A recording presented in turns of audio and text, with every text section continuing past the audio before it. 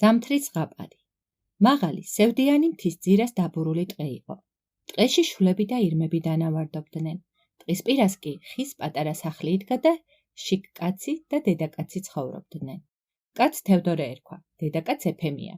ორივე ღრმად მოხუცი იყო, ორივე გადათეთრებული, დაპატარავებული, სახე ჩამყუდროებული. გააკეთებდნენ თუჯის შავ ქვაბში ფაფას ან ლობიო შეჭამანს. მიუჯდებოდა ერთი აქედან, მეორე იქიდან, გადმოიღებდნენ თიხის ჯამებზე, მოიმარჯვებდნენ ბზის კოვზებს და იცმუცნებოდნენ ბებრულად. სხვა ყველაფერს, რასაც კი თვალმახარეს და გემრიელს იშოვიდნენ, შვილიშვილებს უნახავდნენ. შვილიშვილი კი ორი ჰყავდათ. ისინი დედასთან ერთად ჩვენს ლამაზ, საყვარელ თბილისში ცხოვრობდნენ.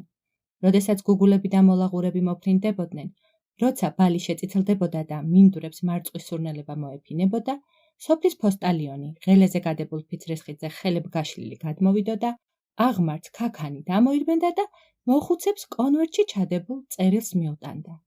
წერილში ეწერა, რომ მათ შვილიშვილებს, დარეჯანსა და ავთანდილს ისინი, პაპა და ბებია ძალიან უყვარდათ.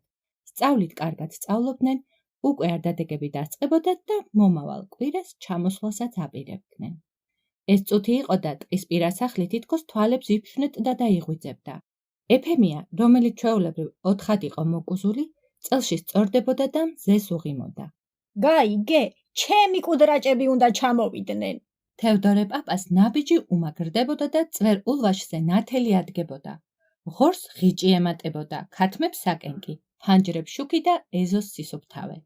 მოხუცებმა იცოდნენ, რომ ბავშვები იმ მწვანე მატარებელს უნდა ჩამოეყვანა, ქვემოთ მდინარის აყოლებაზე რომ გაივლიდა ხოლმე და კვამლის თეთრ ნაფლეთებს გადააპენტავდა ლურჯად აშოლტილ ვერხვებსა და მუხებს. და აი, როგორც კი დროებდნენ, თევდორე პაპა მხარზე აბგას გადაიკიდებდა. შინდის გრძელ ჯოხს დაიჭერდა და სადგურისკენ გასწევდა. ეფემია ბებია კი იჯდა და გზას გაჰყურებდა. პირველ დღეს არაფერი, მეორე დღესაც არაფერი. და თუ მესამე დღესაც მარტო დაბრუნდებოდა თევდორე პაპა, ტყისპირა სახლი კვლავ ჩამოიღუშებოდა. ღორი ჭყიოდა, ქათმები კრიახობდნენ, წიწილები წივწივებდნენ. ეზოში ნიავი ერთმანეთში ურევდა ჩალასა და ბუმბულებს და შეჭამანდიც, თუჯის შავ ქვაბში გაკეთებული და უკვე მაგიდაზე შემოდგმული შეჭამანდიც, ხშირად ხელუხლებელი ცივდებოდა. მაგრამ უნდა ითქვას, რომ ასე ცოტა ხანს გრძელდებოდა. მწვანე მატარებელს ერთ დღეს ჩვენი მოხუცების შვილიშვილებიც მოჰყავდა. კივილით აფრთხილებდა თევდორე პაპას, აბა, ჩამიბარებია და თქვენიცით როგორ მოუვლითო. დაიწყებოდა ლამაზი, ხიარული დღეები. დარეჯანი ბებიას ეხმარებოდა, გვიდა სახლს ალაგებდა, ქათმებს საკენკს უყრიდა, თან სულ მღეროდა. ავთანდილი პაპას დასდევდა, ტყეში წავიდოდა, ტყეში მიჰყვებოდა, მინდორში წავიდოდა, მინდორში ახლდა, მასთან ერთად შრომობდა და თან წამდაუწუ მეკითხებოდა. როგორ იყო პაპა ვაკე ტყეში დათვი რომ შეგხვდა? როგორ იყო ირემი რომ სიკვდილს გადაარჩინე? როგორ იყო აღზევანს რომ წახვედით? და თევდორე პაპაც, ეს ბევრის მნახველი და კარგი მოქართულე კაცი, დიდი ამბით დაიწყებდა. შვილო, ეგ გრძელი ამბავია. ეგ თუ არ დავსხედით, ისე არ ითქმის. დაჯდებოდა და ყოველ სიტყვას გუთანივით გასჭიმავდა, გააგრძელებდა. ისე გამოდიოდა თითქოს იმას რომ დათვი ენახა იმის თანადაც დედამიწის ზურგზე სხვა ვეღარ ნახავდა. თითქოს აღზევანი სომხეთში კი არა, სადღაც ავსტრალიაში თუ იაპონიაში ყოფილიყოს. ავთანდილი პირდაღებული უსმენდა. მაგრამ ხანდახან ასეც მომხდარა, როცა ვთქვათ საღამოობით ლობიოს არჩევდნენ დერეფანში. ავთანდილს მისძინებია, თევდორე პაპა კი ყვება და ყვება. აქ ეს შეგხვდა და იქ ისაო და ბოლოს ამასაც დაურთავდა. მაშ, ეგრე კი იყო ჩემო ბიჭო. ეს დღეები ყველას უყვარდა, პაპა ბებიასაც და შვილიშვილებსაც. მაგრამ როგორც უკვე გითხარით, ეს ზაფხულში ხდებოდა ხოლმე. ის ამბავი კი ახლა რომ უნდა გიამბოთ, ზამთარში მოხდა. იმ ზამთარს დიდი თოვლი იდო. სევდიან მთა შავი ღრუბელი მოხვეოდა. ტყისპირა სახლიდან კვამლი ადიოდა მაღლა, სწორად და ისე მოჩანდა შორიდან, თითქოს სახლი ციდან მსხვილი საბელით ჩამოუკიდიათო. თევდორე პაპას და ეფემია ბებიას მეზობლებთან გადასვლაც კი უჭირდათ. ისხდნენ მთელ დღეს ღუმელთან, უფიცხებდნენ ხელებს და ფიქრობდნენ თავთავიანთვის, ფიქრობდნენ ხმამაღლა, როგორი იყო დარეჯანი სულ პატარა და როგორი იქნება, როცა გასათხოვარი გახდება. რა გააკეთა ავთანდილმა შარშან თუ შარშანწინ და რას გააკეთებს, როცა სწავლას დაამთავრებს. ხანდახან წაკინკლავდებოდნენ ხოლმე. თლად გადახრული დედაკაცო. უწყდებოდა მოთმინების ძაფი თევდორე პაპას. შენა, წიწმატობდა ეფემია ბებია. მაშ ეგრე გახსოვს? მაშ დარეჯანი იყო კოკას რომ ყური მოსტეხა? დარეჯანი იყო. დარეჯანი კი არა, ავთანდილი. ის არის ხელმანკიანი. მაშა ჩემი დარეჯანი. დარეჯანს სულ ცეცხლი გაზდის ხელებიდან. დარეჯანი იყო გეუბნები. მაშინ მე და ავთანდილის შინ სულ არ ყოფილვართ. ქულა ან დღელეში ძეცვს ავჭრიდით. კიდევ კარგი რომ ღამე მალე მოდიოდა. ლბილი საიდუმლო ჩურჩულ შრიალით ახსავს ღამე. იკამათებდნენ და მიწვებოდნენ. გარეთ კი გამოვიდოდნენ ტყიდან ტურები. დაყუნტდებოდნენ ტყის პირა სახლის შორიახლოს და გააბამდნენ კივილს.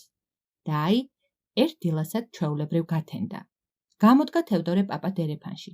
შეხედა ცას და ღრმად შეისუნთქა სისხამი, ცივი ჰაერი. გამოჰყვა ეფემია ბებია და იმანაც მოსახვევის სწორებითა და სახეზე ხელის მოსმით მოავლო თვალი მიდამოს. მერე თევდორე პაპამ საღორე გამოაღო. ეფემია ბებიამ კი ქათმები გამოუშვა. ლამაზ-ლამაზი დედლები და ვარიები მუცლამდე იფლობოდნენ თოლში. ჯუ. იძახდა ბებია ეფემია და თან ითვლიდა. ეს ქოჩორა, ეს ნაცარა, ეს ყელტიტველა, ეს ღაბუა, ეს ბაჯუჯა, ცანცარა. არა, ეს ცანცარა არ არის. ჯუ. ეს ქოჩორა აქ არის, ეს ყელტიტველა, ბაჯუჯა, ნაცარა, ღაბუა, ცანცარა არ არის. გესმის კაცო, ცანცარა არ არის. მოვიდა თევდორე პაპაც, ცალი ხელი მუხზე დაიბჯინა და ცალით თვლა დაიწყო. ეს ნაცარა აქ არის. ეს ბაჯუჯა, ეს ქოჩორა, ღაბუა, ყელტიტველა. მართალია, ცანცარა არ არის. საღამოს აქ იყო? აქ იყო, სულ კალთაში მიფრინდებოდა. შეიხედა თევდორე პაპამ საქათმეში, გამობრუნდა, შემოუარა წნელის კედელს და ერიჰა. აქ მოდი, პეპო, ჩქარა, აქ მოდი. დახე, რა ნამუშევარია, ერთი დახე. საქათმის უკანა კედლის ქვეშ შავი ხვრელი იყო, ახალ-თახალი ხვრელი, სველი მიწა ჯერაც არ დაეფარა თოვს. მის მახლობლად კი ბუმბულები ეყარა, საწყალი ცანცარას ბუმბულები. უი, დამიდგა თვალები და მომიკუდა თავი. უი. იცემდა მუხლებზე ხელს ეფემია ბებია და ხან აქედან მოულიდა ხვრელს, ხან იქიდან. უყურე იმ წუპაკს, იმ გასატიალებელს.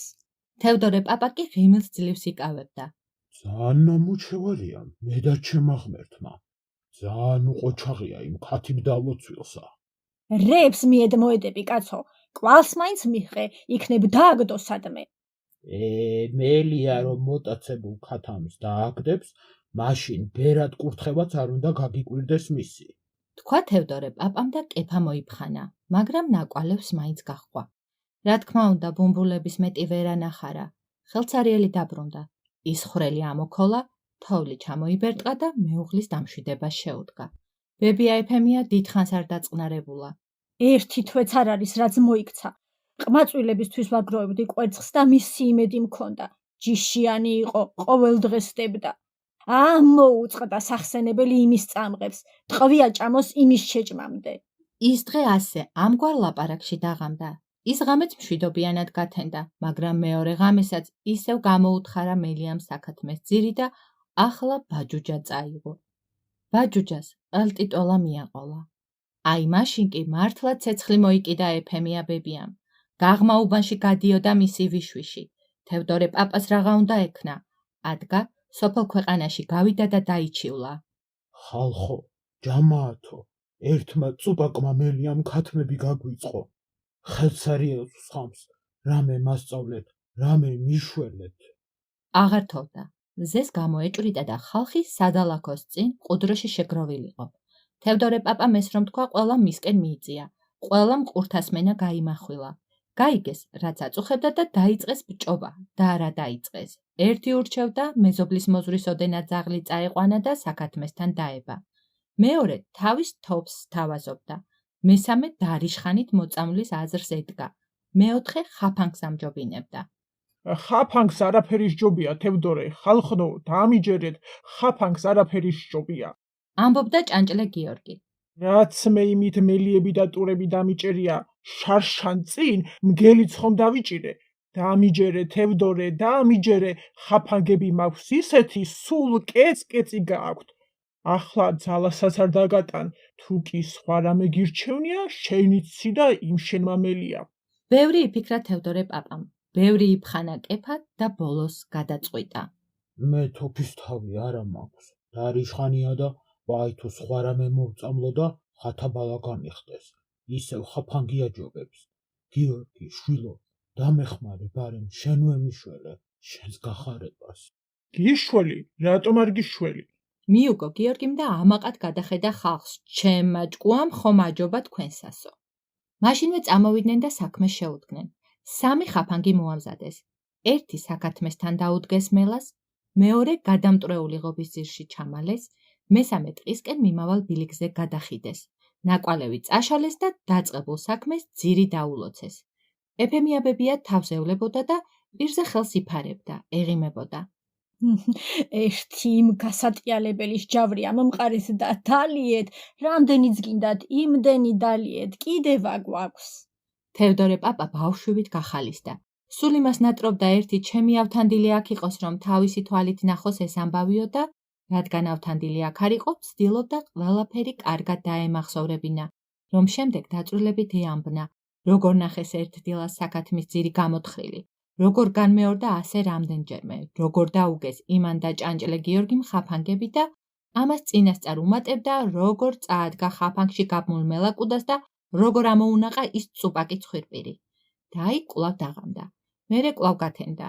არა ჯერ კარგად არ იყო გათენებული, რომ თევდორე პაპა ადგა, ტანთ ჩაიცვა, ყაბალახი მოიხვია, ხელში დიდი ჯოხი დაიჭირა და ხაფანგების დასახედად წავიდა. მიდის, ახლად მოსულ თოვლს მიჰკვალავს და გული უჩქროლავს. იქნება გაბმული მელია თუ არა. გულის ასაჩქარებელი თითქოს არაფერია, მაგრამ მაინც ასე მიდის. მიდის და გული დაგდუк, დაგდუк, დაგდუк. მივიდა საკათმესთან. არაფერი არ ჩანს ისეთი. გადავიდა ბაღში, არც გადამტრეულ ღობესთან არის რამე. გაუყვა ტყისკენ მიმავალ ბილიკს. აქეთ-იქით გადმოწუდენილი ძეძვის ბუჩქები დაუბარდნია. სიჩუმეა, სიჩუმე. კვლავ თოვს. გაუყვა და შორიდან ხედავს კამკამა თოვლზე პატარა კუნძივით რაღაც გდია. მიუახლოვდა და ბიჭოს ის კუნძი შეტოკდა. შეტოკდა და აი გულისცემა აქ უნდა გენახათ. მელია იყო. თავისი გრძელი კუდით, წვეტიანი ცხვირით და აცქვეტილი ყურებით. ჯერ ასეთ აზრს დაადგა, უნდა გაუბრუნდე და ქვეყანა შევყარო. მაგრამ მერე ისევ ახლოს მისვლის სურვილმა დასძლია. ჯოხი შეიმაღლა, მივიდა და თავს დაადგა. დრასტი, გამარჯობა. ხაფანგში მარჯვენა წინა ფეხით გაბმული მელია ხტოდა, აქეთ-იქით აწყდებოდა. თევდორე პაპას წყნარი ხმა რომ მოესმა, ახედა, დაირცხვინა და თავი ჩაღუნა. გაები? ახლა როგორ მოვდიგდეთ? შემომხედე, კაცო. მაგრამ მელიას არ შეუხედავს. მაშინ თევდორე პაპა თვითონ ჩაცუცკდა და თვალებში ჩააშტერდა. რატომ არაფერს არ ამბობ, კაცო? რა უყავი ჩვენი ქათმები? მელია ძიგძიგებდა. ერთი ჩემი ავთანდილი აქ უნდა იყოს, რომ რას იზამდა ავთანდილი აქ რომ იყოს? ჯოხს გამოართმევდა და თავს გაუხეთქავდა ამ საწყალ დატანჯულ შეშინებულ ცხოველს. ბიჭს ხომ ისე ძალიან უყვარდა მელიების, ტურების, დათვებისა და თვით ავიმგლების ამბებიც კი. არ იცოდა თევდორე პაპამ, რაც იზამდა მისი ავთანდილი. მუხლებმა ვეღარ გაუძლო. თოლში ჩაჯდა და ჯოხი ფეხებშუა ჩაიყუდა. შეჰყურებდა მელიას და ისევ ფიქრობდა. რას იზამდა ნეტავ მის ადგილას ავთანდილი? ანდა როგორ მოეწონება რომ მოამბობს მივედი და დრასტი ვუთხარი მერე ავიღე და კეტი დავუშვი თავშიო. რაღაც არ იყო კარგი, ლამაზი, ვაშკაცური ამ ამბავში და უცებ მიხვდა რაც უნდა გაეკეთებინა. შენ ეგ ფეხის მომტრევაც გეყოფა სასჯელად. ხათმებს ვეღარ მიეკარები. ჯოხი დააგდო, ქურქი გაიხადა, ახალგაზრდული სიმართით გადააფარა მელიას, თვითონაც ზედ დააწვა, ხაფანგის რკალები გადასწია, მელიას მოლეწილი ფეხი ამოუგდო და ადგა. ქურქი თოვლზე გაცურდა და ფართხალი დაიწყო. მერმე მელიამ თავი დააღწია, გაძვრა ერთი მოიხედა და ახალი თოვლის კორიანტელში დაიკარგა. თევდორე პაპა კი იდგა და იღიმებოდა. ერთდროულად რამდენიმე სურათს ხედავდა. ხედავდა ფეხმომტრეული მელიის ოჯახს, აფუთფუთებულ, აწკმუნტუნებულ ლეკვებს, ხედავდა თავის ავთანდილს, მხიარულს, ბედნიერს, კმაყოფილს ამ ამბის ასეთი დასასრულით. ხედავდა ეფემიას, წუთით გამწყრელს, შემდეგ კი ისევ მალე გუნება მობრუნებულს. და ის თოვლის ფიფქები, ის ზევდიანი მთა, ის შეჭაღარავებული ტყე და ცაზე კვამლის საბელით ჩამოკიდებული სახლი ეჩვენებოდა უჩვეულოდ ლამაზად, უჩვეულოდ ბედნიერად და გრძნობდა, არასოდეს ისე არ სდომებია სიცოცხლე, როგორც ახლა, როცა ყველაფერი ეს თავისი საყვარელი შვილიშვილისთვის უნდა ეამბნა.